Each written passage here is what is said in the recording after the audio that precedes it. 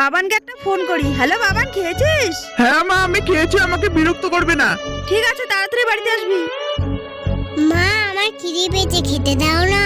তুই এখন বড় হয়েছিস, নিজে নিজে খেতে পারিস না? বাড়ির কাজও তোকে শিখতে হবে, বাড়ির সব কাজ করবি আজ থেকে। যা গিয়ে নিজে নিয়ে খা। আচ্ছা মা। যাও। শরীর খারাপ করছে কেন, চেয়ারটা গিয়ে বসি। বাবানকে একটা ফোন করি। হ্যালো বাবান, একটু আয় না। কেন বিরক্ত করছি আমায়? রাখো বাবান ফোন। একটু শোন না, কেটে দিল ফোনটা।